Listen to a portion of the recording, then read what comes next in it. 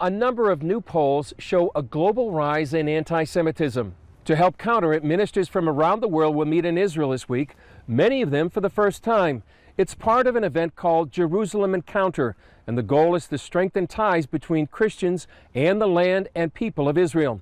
It's sponsored by FIRM, the Fellowship of Israel-Related Ministries.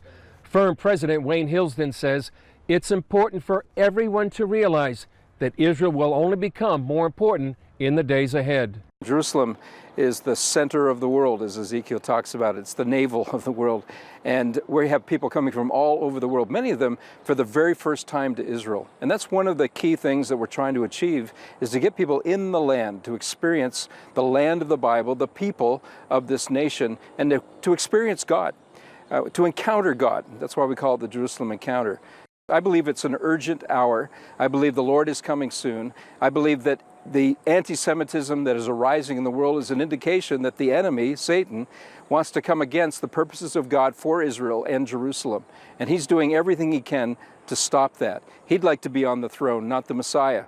And so we're trying to get the message to the world that God is at work in this land. He's restoring his people to the land physically, and he's about to restore this nation spiritually to himself. Joining us to talk more about the Jerusalem Encounter and about the current situation in the Middle East is CBN News senior editor John Waggy. And John, it's great to see you back here in Jerusalem. Thank you, Chris. It is great to be back. Tell me why the Jerusalem Encounter in your mind is so important.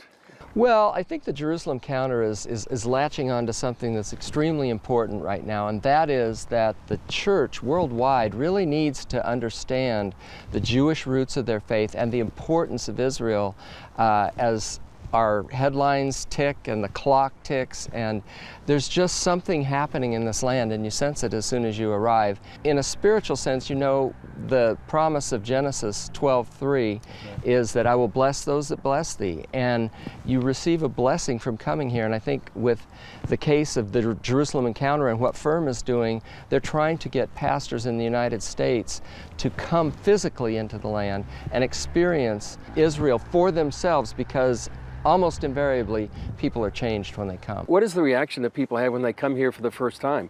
I was with a group last night, and they were just overwhelmed by being here just 3 days. Mm-hmm. And so what's the impact that this country has when people come? I think part of it is that the story you get in the media about constant violence and constant tension and constant threats and this intractable dispute, which there is, but there's a peace about this place, and there's a prosperity about this place. I mean, the Lord has made the desert bloom, and when you come for the first time, you're seeing the pathways that Jesus walked on, the mountain where he ascended into heaven, which is right behind us here. You know, and you see the Sea of Galilee, and you see the beauty of the forest, so the desert really has bloomed again. And I think these are all things that you don't really think about when you're thinking about, oh, can I avoid the violence when I'm here or something like that. You come, you see the land, you see that people are living their lives, they're prospering in spite of all that's going on around them, and you just get this sense that the Lord loves the land, loves the people, and has a plan and purpose for it. And how would you describe all the threats that are facing and coming against Israel right now? Because I know that's one of FIRM's goals, is to expose these kind of attempts to delegitimize Israel. Right. We're seeing it every day from almost every continent, whether it's the boycott, divestment, and sanctions movement, or missiles pointed at Israel from virtually every direction here, efforts in the UN, efforts in European governments to really impose a peace between Israel and the Palestinians, when really the only agreement that can come is one that they both take part in. You see all those things and you just think it's a hopeless case, and yet it's like there are pockets of peace everywhere here. It's become green again. The manufacturing, the technology, the developments in medicine that Israel is on really the forefront of that, and you don't ever hear about it. You don't hear stories about it. You just hear about how this clash is affecting the region, and so it's just a way of getting you almost move up in elevation and get a higher perspective. When you come back here, what's your sense about the lay of the land in the Middle East, politically here in Israel, and the sense of what's happening in the region? Well, I think there's always the undercurrents of anxiety and unsettledness. I mean, we've just had kind of a changeover in the Netanyahu government where he's expanded his coalition slightly, but the defense minister resigned and was not happy.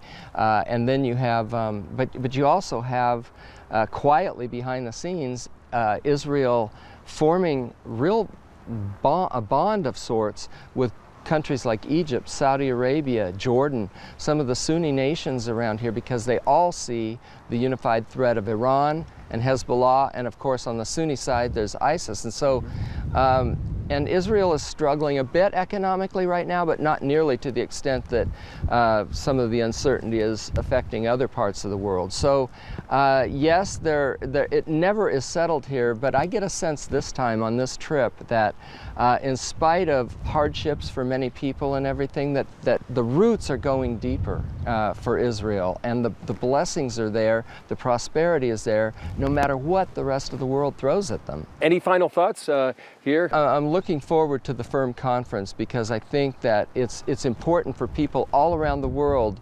to get a sense, and it will be live streamed, and there will be things on our website and on FIRM's website that talk about just what God is doing now in the bond between believers here in the land and Christians all around the world. So I think it's something not to be missed. Sounds great, John. Great to be with you, and look forward to your next visit.